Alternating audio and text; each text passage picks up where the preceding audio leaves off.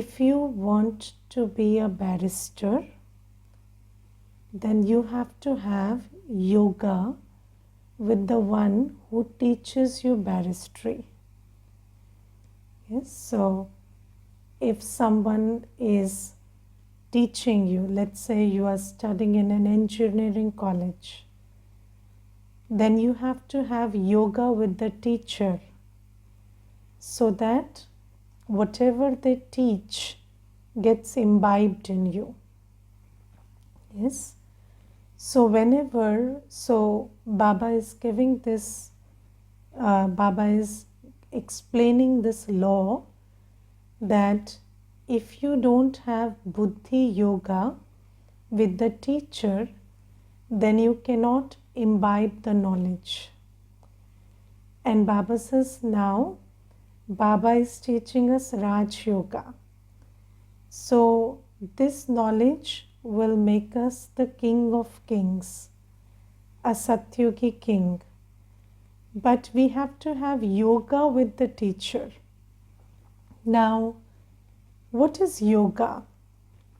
So let me give you a very interesting example. So there is this girl and she came some days back to the center and she told me that I have a very strange problem. So whenever anybody says anything to me, I feel this compulsion to prove it to that person that, you're wrong and I'm right. And suppose they have an opinion about me and that opinion is not very good, then I feel this compulsiveness to, keep telling them something or keep conveying this message that I'm right. And until I have proven to them that I'm right, I cannot stay calm. So I have this compulsiveness to prove and to assert the opposite when somebody says something negative or has a negative opinion. So I told her that maybe in your history as a child, somebody did not give you validation. Yes, it could be one of your parents or both, or somebody in the family or somewhere where you didn't get validation. And they did not respect you for who you are. And then you had to prove it to them that I matter by attaining and achieving. And previously it was when you were young, it was because of good marks. So, when you got good grades, good marks, then that person started taking you seriously. And they started acknowledging that, you are important and you matter. And then slowly it became, having a job or having a good salary or having a promotion. So she said, yes, that's true and that's the case. So I said, now what happens is when somebody doesn't, again, they don't take your achievement or attainment also seriously. So previously somebody didn't take you seriously, but then they started accepting you or they started having appreciation for you because of your attainment and achievement. And now you are holding on to that attainment and achievement to feel a sense of, I am and I matter. And when somebody dismisses that, somebody says, your work is not great, or you're not good at it, or maybe you're not very skilled, or there is a problem with your skill, then you cannot take it because that's very important for your identity. That's what your identity is based on. And then you feel this urge to prove it to them and take back your, respect. So your respect is coming from their acknowledgement, and when they don't acknowledge you, you feel disrespected, and then you have to fight to make them respect you again, and only then you can have self-respect. So this is how it is working. And then I asked her one simple question. But don't you think that, you have a younger sister, and tomorrow when she comes and asks you what is the way to be respected in the world, you will say attainment and achievement. But if you go back, you hated the idea while growing up, you hated this idea that somebody did not respect you because you were not an achiever. Yes, so somebody did not respect you because you were an achiever, because you weren't an achiever at that time, and that idea hurt you a lot. But today you are in the trap of that same idea. So today you are that same person you hated. And tomorrow you will do this to other people also. You will instill in them through your words, through your drishti, that you do not matter until you have good grades, and until you do a job, or until you have a promotion or a certain salary. You don't matter. This is what you will instill in other people also. And she said, now that you're saying it, I am very aware that yes, I have this idea, and whenever I see somebody who is not doing well, yes, according to the social standards, when I see somebody not getting the marks or not clearing an exam, I do not have respect for them. And so I was trying to drive this point that you become the one you hate also, because you have your buddhi yoga with them, because your heart is. So if you want to understand buddhi yoga in a simple language, wherever your heart is, your buddhi yoga is there. And the sign of where your heart is, there is your remembrance. So you become like the one you remember. And sometimes we think that when we don't like somebody, then it is so it is okay not liking somebody. But when you like somebody, when you don't like somebody, both are a form of attachment. And when your heart is attached to somebody, then you start remembering them. And when you start remembering them, they start playing on your mind. And then all their state of mind, their belief systems, their philosophies, they all start becoming part of you. Because you start thinking like them, you start behaving like them. And it is so sad that, a child is sensible enough to understand that I matter, even if nobody acknowledges it. I remember as a 3-year-old child, 2-year-old child also, I knew I matter. So every child knows I matter. And then, you are dismissed. You are told that you don't matter until you do this, until you get that, until this happens. And then you start playing along, and then you also start thinking that they are right and you don't matter until. And then it starts as a reaction, but then it becomes part of your own programming.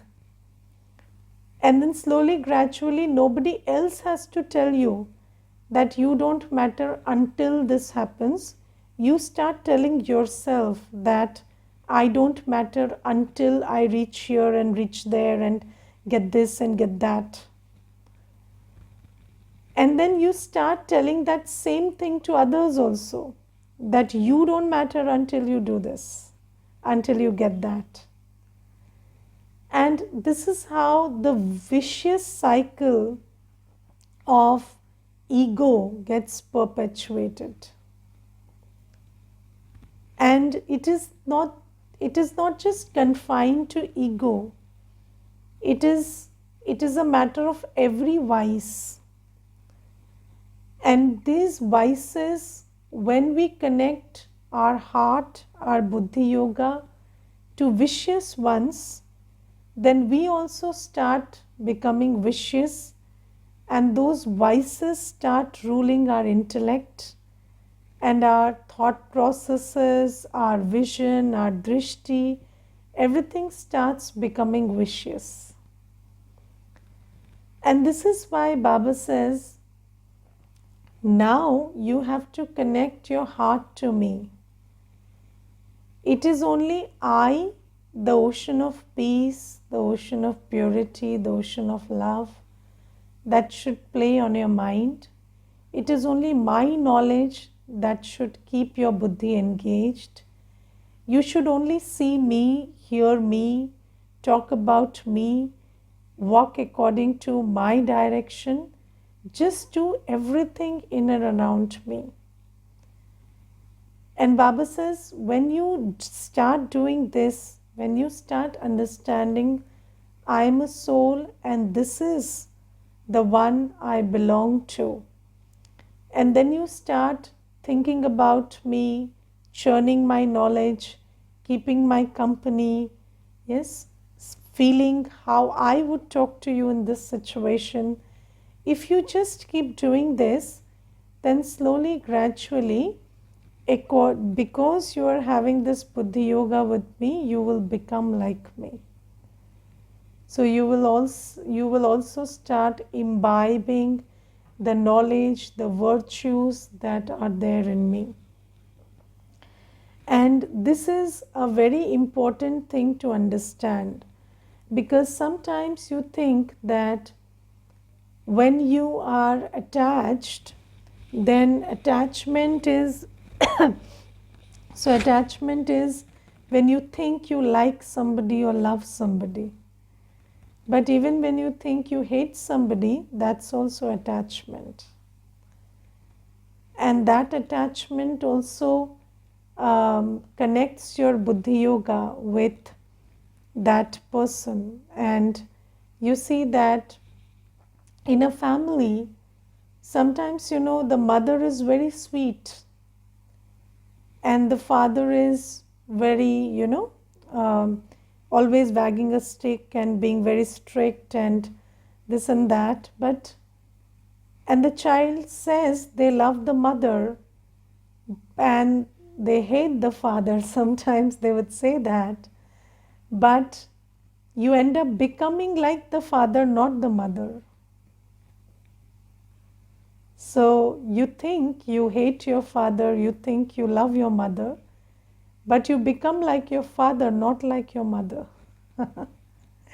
Because you are not thinking about your mother, you're always thinking about your father.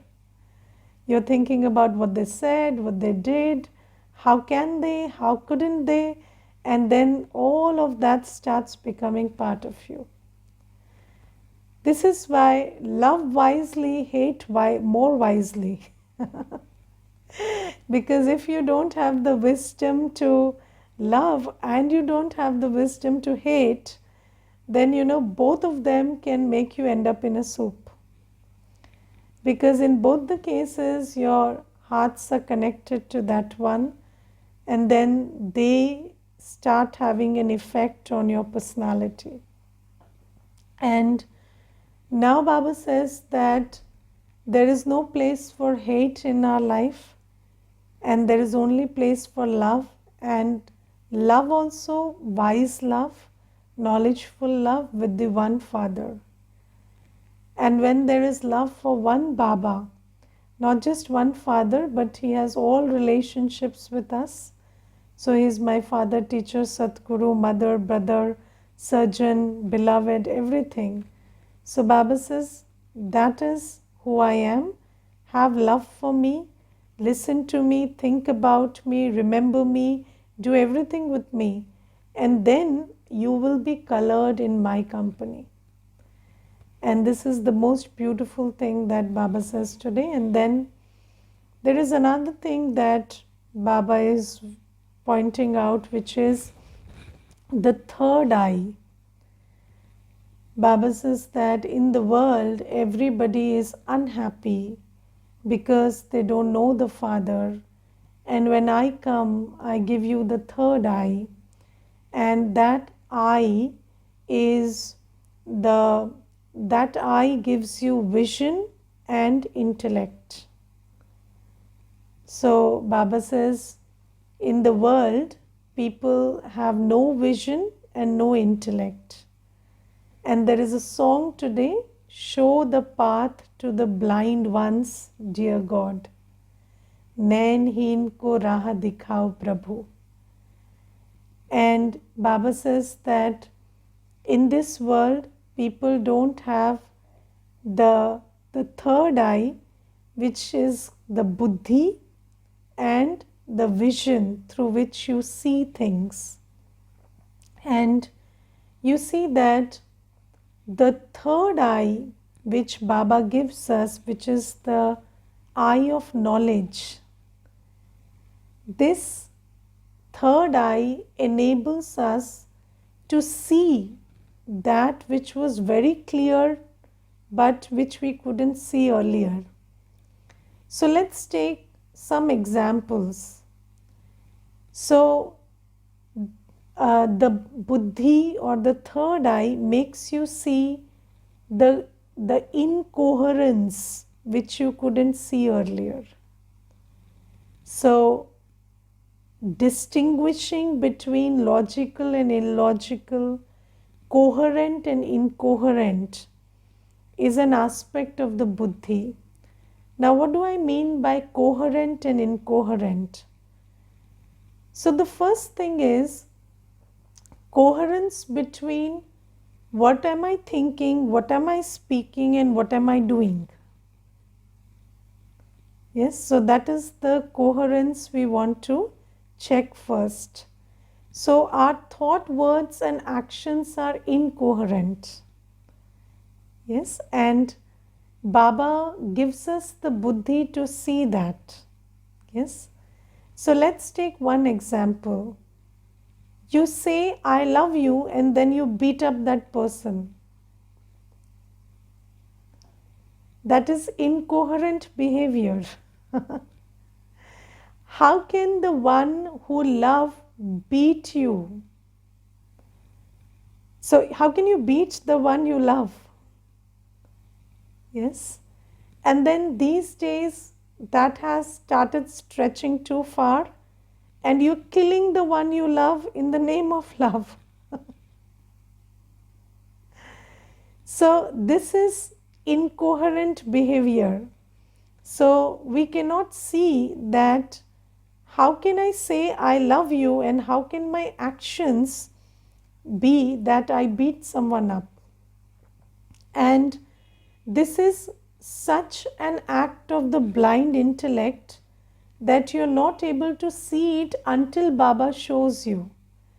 So until we come to Baba, it looks like the most logical thing to do that you beat up the one you love.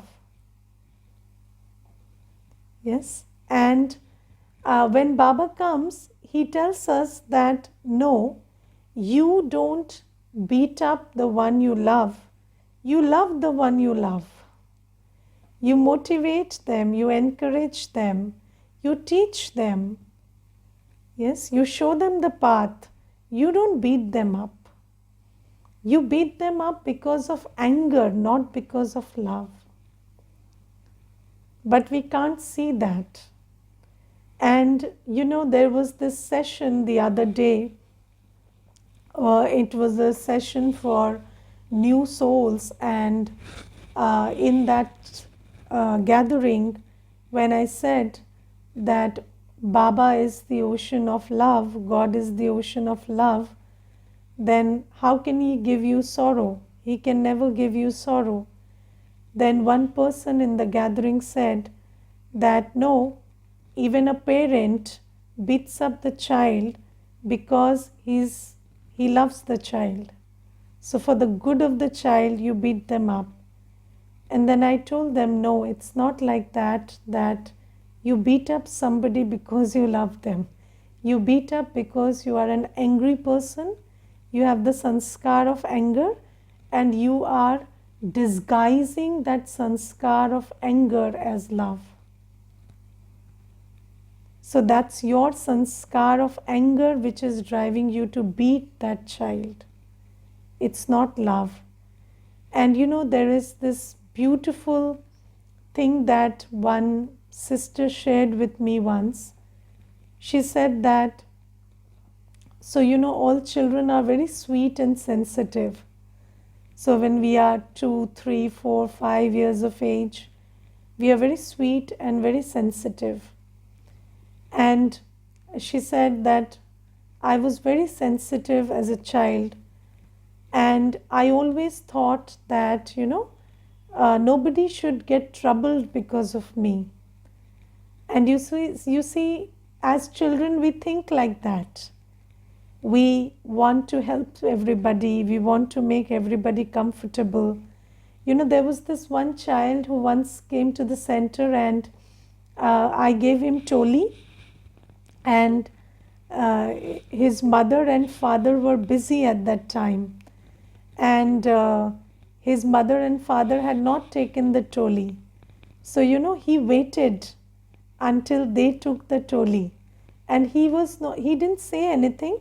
He just sat with that toli. He didn't eat it. He kept observing whether his mother will get a toli or not, because he had in mind that if my mother is not given a toli and it is only for children, then I will give my mother a piece of it. And if I have eaten it up, then I can't give it to her. So he just sat there and he waited until his mother and father had taken the toli, and then when they had been given the toli, he started eating. And then I asked him, why did you wait? Why didn't you eat your toli? So he said, no, nothing. So then his mother said, Didi, whenever he is given anything first, he will look around and see whether, I or his younger brother or his father have been given the same thing. And if they have not been given, then he will come and share. And he will say, I'm not hungry. He will say, I'm not hungry, so you have this. He will never say that you have not been given, so have this. But we have seen that when everybody has it in their plate, he will eat happily. But otherwise, he'll come and say, I'm not hungry, you have this. So you see, children are so sensitive, and they are sensitive to other people's needs. They are sensitive to how other people around them are feeling. And then what happens is, so that sister was sharing with me that when I was a little child, then I had this concern that everybody around me should never get disturbed. And then in the night, I felt like going to pee, and then I felt that everybody is sleeping, and if I wake them up, they might get disturbed. So I went, and the bathroom was outside. So I just opened the door and I went alone, but it was very dark. So I felt scared to step into the bathroom. So I peed outside the bathroom. And then when my father got up in the morning, he got very angry that I peed outside the bathroom. And then what he did is he beat me up a lot. And he scolded me and he said, "Why couldn't you wake any of us?" And that left such a big scar on me. And I kept wondering because I couldn't understand why I was getting beaten up. I was very little. And then it left me so scarred that I never felt that I always had this fear of people. And I sought attachment and I had fear. And because of Baba, yes, I'm healed a lot now. But this kind of damage, so just imagine the things that we do in anger. And you see, for the last 2 3 days, Baba has been cautioning us against anger. And Baba says scolding, shouting, anything, any form of anger is not what you do and it's not warranted. And why? Because this anger is this you don't get angry because of anything, and that anger is not doing any good to anyone or anything.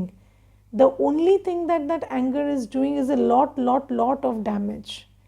But you are doing, and you are engaging in anger in the name of righteousness. You are engaging in anger in the name of love.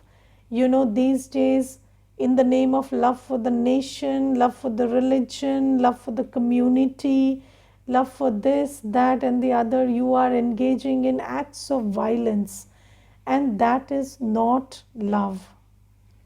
So get this very clear: the one who loves doesn't speak, think, or act from anger. So, and you see, when I was little, I was probably, 7 or 8 years of age, and I clearly remember we were watching a movie, and in that movie, there was this one person who killed his wife to get married to the other woman. And they plotted and planned, and he killed his wife and got married to the other woman. And then I asked my father, why did he kill her? So my father said, because he loves her. So I said, can you kill and love? So if he can kill her, he can kill her also. So then my father says, no, but it's like this in the world. So I said, no, but it can't be like this. And then I got up and I didn't like that movie. So you see that this is how it is. These things are taught to us in so many subtle ways. So when in a video, in a movie, in a news or anything, we are the news also is like, for the love of one he killed the other. It's not said that because of his anger he killed this one. And it is portrayed like, you can kill for love, but you have no love in your heart if you can kill, or killing is a very big thing. You have no love in your heart, nothing in your soul left if you can abuse, shout, scream, be rude. That's not love. So Baba makes us see that. Baba makes us see these things. Baba says these things which are so obvious that love and hate can't go together. Yes, and it's not like, and Baba says you are one soul. If you have love in your heart, there can be no hate for anyone whatsoever. And if there is hate, and how is hate there? So sometimes, people will say, I said this, but I don't hate you. But how can you say this if you don't hate? So, it's your own mind that is expressing itself. So, sometimes people say that in a fit of rage, I am saying this, but I don't mean it. But actually, in a fit of rage, you are expressing what you really mean. So when you are not in a fit of rage, you are camouflaging it, but that's there in your heart. That's why in a fit of rage that can come out. Yes, and I heard the other day, there was this one brother and he got angry with his mother, and then he said, I am taking care of you, I am feeding you, I am doing this, I am doing that. So the mother is old, and then the mother said, why didn't you tell me? I would have left the house. So I have my property, I will go and servants will take care of me, I can move out. So he said, no, no, I didn't mean it. So the mother said, no, you didn't say it. You didn't say it until today, but you always meant it. Because if you didn't mean it, it wouldn't be on your mind. So, sometimes you deceive yourself by saying that what we speak in anger is not true, but it's there in your heart. That's why you're speaking it. So clean your heart. Yes, so don't stay under the illusion that it's because of anger that I said this. No, anger made that come out, but it's there in your heart. So there are so many things which are there inside us which we need to look deeper and discern and change, and not keep fooling ourselves that I'm not like this and not like that, and I'm doing this for love and it was a mistake, but I'm not like that. No. So Baba says there has to be coherence between your thought, word and action. Yes, and if there is a word which is bitter, then know that the thought behind it is very bitter. And if the action is bad, then you must know that the seed is bad. Don't fool yourself that the action is beating up, but the intention is good. It cannot be like that. If the action is causing sorrow, then the intention behind it cannot be noble. So this simple coherence we are not able to see until Baba gives us the divine intellect. And Baba says, and about other things also, yes, happiness. So people these days say that when I am happy, I listen to sad songs. Yes, or sad songs make me feel very happy. How can that be? Yes, so whatever you are, if you're listening to sad songs, obviously you are, reveling in nostalgia, and you are, what do you say, refreshing those sorrowful memories, but you are so sadistic that you feel that that is happiness. And there is this, thing, sadism, which is a very big reality. And the other day there was this one girl, and she told me that she left the dog with the servant, and the servant, and then she checked the video camera, the CCTV camera, and she saw that the servant was beating up the dog, and he was getting very entertained by beating up the dog. So he was torturing the dog, and he was feeling very happy. He was dancing in happiness after troubling the dog. And then I was just thinking about this, and I asked someone, why do you think that somebody would beat up the dog, and why would they do this? So why would anybody beat up somebody who is defenseless? So then they said that this is a sadistic tendency. So this is the sign of sadism, and feeling pleasure from pain, and all the movies that you're watching, and where there is a fight sequence and there is violence, and people are very interested in watching molestation scenes and this and that. So all that is the violence within. Yes, and basically these days people are expressing it as happiness. So, when they come out of the theater, they will say it was a wonderful movie and then they liked it very much. But what did they like? The violence. So, if violence is making you happy, you are a very sadistic person. But do we recognize the sadism inside us? Yes, and that is what we are not able to see. This difference between what am I feeling and what am I saying and what am I doing, and then you say that you want a happy life, you are all for happiness, but you are not creating happy thoughts, you're not focusing on the happy things. And if and it's very strange. I have seen four people from one family will come and they will all individually say, I'm the one who wants happiness, and four of them together they are making each other's life miserable. Then who is the one who doesn't want happiness?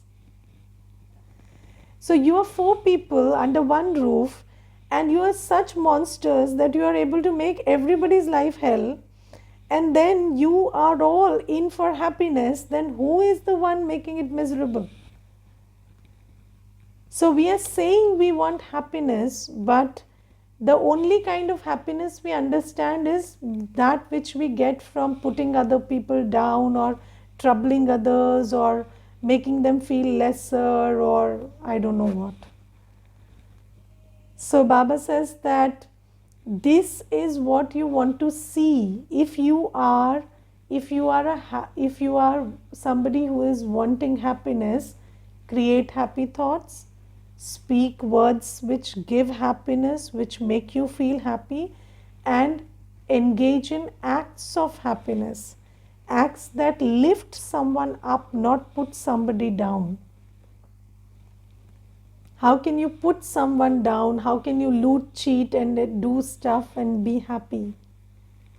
So there has to be coherence between your thought, word, and action. Yes, and then the most important thing is you want to be happy, but you don't want to come to Baba, the ocean of happiness, every day. So if you don't listen to the Murli, if you don't meditate every day, how will you get happiness? So Baba makes us see these logic, this simple logic that we fail to see when we are blinded by ego and vices. So this is some points of the Murli. The Murli is very beautiful today. Go through it and note other points that you feel touched your heart, and maybe we can discuss them later. Om Shanti.